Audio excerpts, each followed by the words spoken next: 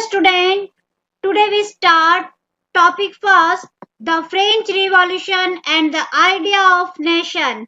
जी हाँ बच्चों, मैं बात कर चुकी हूँ फ्रेंच रिवॉल्यूशंस की, जो 1789 में हुआ था, जो मोनार्की को हटा के डेमोक्रेटिक लाना चाहते थे।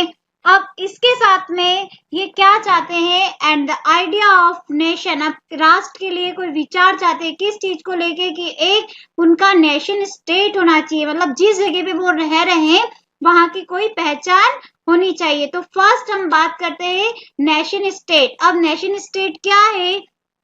Citizen of a nation enjoy a sense of collective belongings and common identity. अब identity का मतलब क्या होता है? सेंस ऑफ कलेक्टिव, की जो लोग वहां पे रह रहे हैं उनके खुद की एक सामूहिक पहचान होनी चाहिए। कैसे? जैसे मान लीजिए कि जिस जगह पे वो रह रहे हैं, जैसे इंडिया का है तो वो इंडियन कहलाता है। अब उसकी भी वहां पे कोई फीलिंग्स होती है, तो ये लोग क्या चाहते थे एक नेशन स्टेट में कि जो व्यक्ति वहां रह रहा है उसकी खुद की एक सामूहिक पहचान होनी चाहिए, वहां की हिस्ट्री सेम होनी चाहिए, वहां का स्ट्रगल सेम होना चाहिए, वहां की लीडरशिप सेम होनी चाहिए। तो इन सारी चीजों का इवॉल्वेट मतलब विकास किया गया है कि कौन कौन सी चीजें वहां पे होनी चाहिए। The French revolutionists to promote the idea of nationalism as a very important topic. ये आपके बोर्ड में 5 मार्क्स में पूछा जाता है कि कौन कौन सी चीजों को स्टेप बाय स्टेप दिया था नेशन के लिए, क्या क्या प्रमोट किया था। As the first point the idea of ले पैट्रे। अब ले पैट्रे का मतलब होता है फादरलैंड। जैसे कि बच्चों हम कहते हैं कि इंडिया इज अ मदरलैंड, कि इंडिया हमारी एक मातृभूमि है, वैसे ही यूरोप में उसको फादरलैंड के नाम से, पिता की जन्मभूमि के नाम से जाना जाता है। एंड ली सिटोयन का मतलब होता है कि वहां का जो सिटीजन है, वहां का जो नागरिक है, जैसे हम कह सकते हैं कि अगर वो इंडिया का रहने वाला है तो हम बोलते हैं वो इंडियन है, वैसे ही यूरोप का रहने वाला कहलाएगा यूरोपियन सिटीजन। तो इस टाइप से वो जो एक नेशनलाइज्म की जो फीलिंग लाना चाहते थे कि फर्स्ट लोगों में जब तक इस चीज को प्रमोट नहीं किया जाएगा, इस चीज का विचार नहीं दिया जाएगा, तब तक वहां की हम लोगों को जो सामूहिक वहां की जो आइडेंटिटी है वो पता नहीं चलेगी। सेकेंड है a new try colour French flag was introduce. अब सेकेंड है, जैसे बच्चों हम बात कर सकते हैं कि इंडिया का जो नेशनल फ्लैग है जिसको हम ट्राई कलर के नाम से जानते हैं, जिसमें 3 कलर होते हैं, सैफ्रॉन, व्हाइट एंड ग्रीन, वैसे ही वहां का एक फ्रेंच का फ्लैग जो था जिसको इंट्रोड्यूस किया गया है। बच्चों ये आपका होमवर्क है कि इसके कौन कौन से 3 कलर थे, या आपको आपकी नोटबुक में इस फ्लैग को ड्रॉ भी करना है। एंड द थर्ड है a new state general was elected by the body of active citizen and was renamed as National Assembly. अब क्या हुआ था कि एक नई सभा को संगठित किया जाए, किसके माध्यम से? मैंने बताया बच्चों पहले भी, एक्टिव सिटीजन कौन से थे? जिनको वोट टू राइट मतलब वोट देने का जो अधिकार था, और एक ई स्टेट जनरल मतलब कि एक सभा होनी चाहिए जिसका नाम होता है नेशनल असेंबली। इसके अंदर कोई भी चीज को अगर दोबारा कुछ इलेक्टेड करना है या कोई नया डिसीजन लेना है तो वो इसके माध्यम से कर सकते हैं। फोर्थ पॉइंट है न्यू हैम्स वर कंपोज। अब एक किस चीज की शपथ दिलाई गई? ऑथ टैकन एंड मैट्रेस मतलब होता है जो मंत्र, जिसको हम कह सकते हैं उस नेशन के लिए, उस राष्ट्र के लिए क्या होना चाहिए, एक शपथ दिलाई गई। जैसे हम मान लीजिए हमारा जो नेशनल एंथम है, जो सब लोगों के लिए एक जो राग जिसको हम एक साथ लोग जो गाते हैं, तो जो किया गया था कि नए सारे लोगों को एक शपथ दिलाई गई। With a uniform law were formulated for all citizen. अब वहां के रहने वाले नागरिक जो भी है, सिटीजन मतलब नागरिक जितने भी है, सबके लिए यूनिफॉर्म लॉ, एक जैसा कानून होना चाहिए। ऐसा नहीं है कि जैसे मान लीजिए कि 2 पीपल से यहाँ पे और दोनों ने कोई मिस्टेक करी है और एक के लिए अलग लॉ बनाया हुआ है और एक के लिए अलग लॉ है, इस टाइप का होना नहीं चाहिए। सबके लिए एक जैसा फॉर्मुलेट होना चाहिए। फिर internal custom duties and dues were abolish. अब ये क्या होता है बच्चों की, पहले मान लीजिए कि जैसे ये एक पार्ट है, अब यहाँ पे भी अलग अलग, इस पार्ट में भी डिफरेंट डिफरेंट अलग अलग, जिसको स्टेट कह सकते हैं। पूरी कंट्री तो एक है, लेकिन उस कंट्री के भी अलग अलग स्टेट में अलग अलग जो एक टैक्स लग रहा था उसको अबॉलिश किया गया। फॉर एन एग्जाम्पल, जैसे मान लीजिए कि इंडिया है, इंडिया में अभी सबके लिए एक जैसा जो टैक्स चल रहा है वो है जीएसटी, जो सारे लोगों के लिए एक जैसा ही है। तो इस टाइप से वहां पे जो इंटरनल कस्टम ड्यूटीज थी उसको अबॉलिश किया गया था। फिर है 7 point uniform system of weight and measure was adopted. अब क्या किया, यूनिफॉर्म सिस्टम ऑफ वैट, जैसे पुराना अपन कह सकते हैं कि पहले कोई 1 केजी की कोई वेजिटेबल लेने गया तो क्या होता था कि वो लोग है ना पत्थर का यूज कर लेते थे कि हाँ उनको लगता था कि ये 1 केजी का ये बराबर है, और उसी को ये मेजरमेंट कर लेते थे कि नहीं ये ना सारा नाप के वगैरह की नहीं, इससे हमने नाप लिया, जैसे एक ढक्कन है, अब उसमें ही उन्होंने ये तोल लिया कि इसके अकॉर्डिंग इसमें है ना 1 लीटर मिल्क जाएगा और ये सारी चीजें, तो उन सबको हटाया।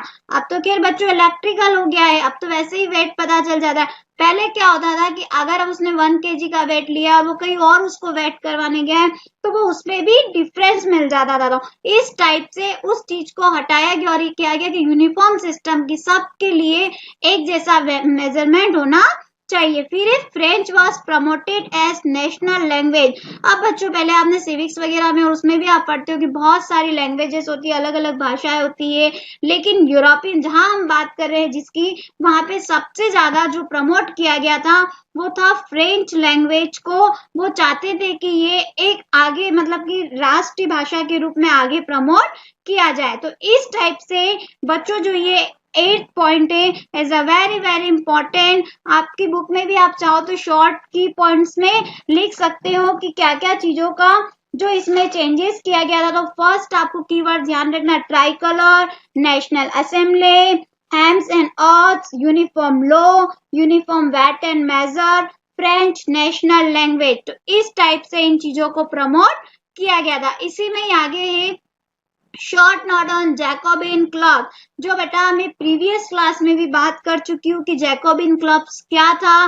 When the new of French revolution reach the different part of Europe, people over there started gathering in form of a small club called Jacobin club, जो अलग अलग पॉलिटिकल पार्टीज के क्लब बनाए जाते थे जहां पे बहुत सारे लोगों को अलग अलग इंफॉर्मेशन दी जाती थी कि आपको कैसे आगे बढ़ना है। तो उस टाइप से जैकोबिन क्लब हुआ करते थे। Second, their main aims was to prepare way for the French army, और इनका मेन जो टारगेट था, जो मेन उद्देश्य था वो क्या था, फ्रेंच आर्मी को सपोर्ट करना था।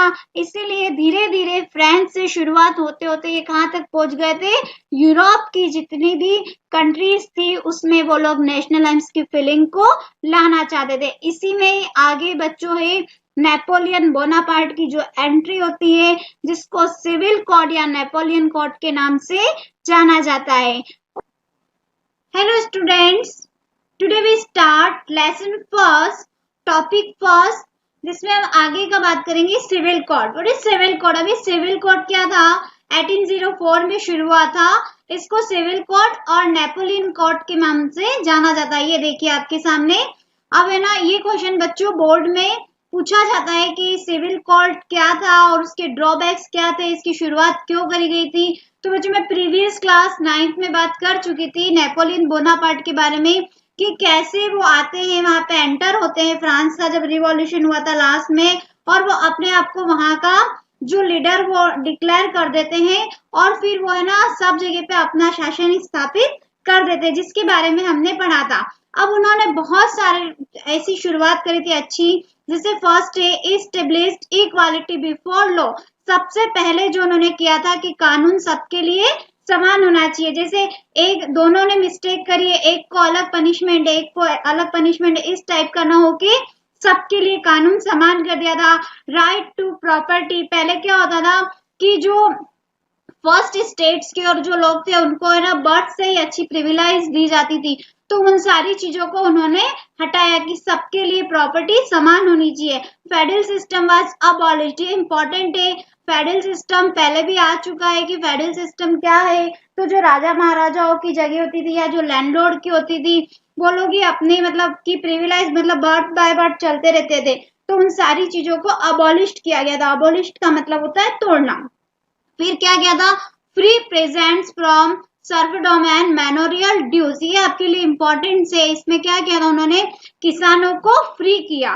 कैसे फ्री किया उन्होंने कि जो उनकी जैसे सर्फडम का मतलब होता है जो किसान वगैरह थे और वो क्या करते थे, जैसे मैनोरियल ड्यूज, मैनोरियल ड्यूज का मतलब होता था कि जो बड़े बड़े किसान थे वो सर्फडम जो है ना छोटे किसान थे उनको अपने अंडर में रखते थे। तो उन सारी चीजों को हटाया किसने, जो नेपोलियन बोनापार्ट थे कि है ना किसानों को फ्री करो ताकि वो लोग खुद है ना एग्रीकल्चर वगैरह और वो कर सके। फिर एक गिल्ड रेस्ट्रिक्शन वर रिमूव्ड। अब ये बच्चों आपके लिए इंपॉर्टेंट है कि क्या किया था उन्होंने, transport and communication system were improved. कैसे इम्प्रूव किया, जैसे क्या होता था कि मर्चेंट जो लोग होते थे वो लोग पहले तो क्या होता था कि उनपे पाबंदी कर रखी थी कि वो लोग है ना सामान वगैरह और बेचने जाना है करना, तो उन लोगों पे एक रोक लगा रखी थी। लेकिन धीरे धीरे जो नेपोलियन बोनापार्ट थे उन्होंने इस चीज को इम्प्रूव किया। कैसे कि जैसे अगर 2-3 लोग एक साथ मिलके कोई मर्चेंट कर रहे हैं, कोई ट्रेड करना चाहते हैं, तो वो लोग उस चीज को ग्रुप में कर सकते हैं। इसके लिए क्या था कि ट्रांसपोर्ट की बहुत अच्छी अच्छी सुविधाएं इंप्रूव कर दी थी। पहले राजा महाराजा और वो लोग नहीं करते थे, वो लोग एक जगह पे जैसे एक ही प्लेस पे ही बांध के रखा है उस टाइप से। तो उन्होंने नेपोलियन बोनापार्ट ने इन सारी चीजों में बहुत सारा चेंजेस किया था। अब क्या होता है बच्चों, धीरे धीरे करके जैसे जैसे हम लोगों ने आगे भी पढ़ा था कि जैसे जैकोबिन क्लब का था, उन्होंने भी बहुत अच्छी, जैसे रॉबेस्पियर थे उन्होंने भी बहुत अच्छी अच्छी शुरुआत करी थी। लेकिन बाद में क्या हुआ, उन्होंने अपना रेन ऑफ टेरर का मतलब जो आतंक का एक स्थापित कर लिया था कि नहीं है ना वो जैसा चाहे वैसा ही होता था। सेम वैसी कंडीशन नेपोलियन बोनापार्ट की हुई। तो हमको इनके कुछ ड्रॉबैक्स देखने को मिले। क्या था, फर्स्ट इंक्रीज टैक्स। अब धीरे धीरे करके उन्होंने टैक्स को बढ़ाना शुरू कर दिया। अब लोगों को ये लगने लग गया कि हम लोग इतना ज्यादा से ज्यादा या तो टैक्स हो जाएगा और जबरदस्ती का भरना होगा और है ना ये अपना ही वर्चस्व स्थापित कर देंगे।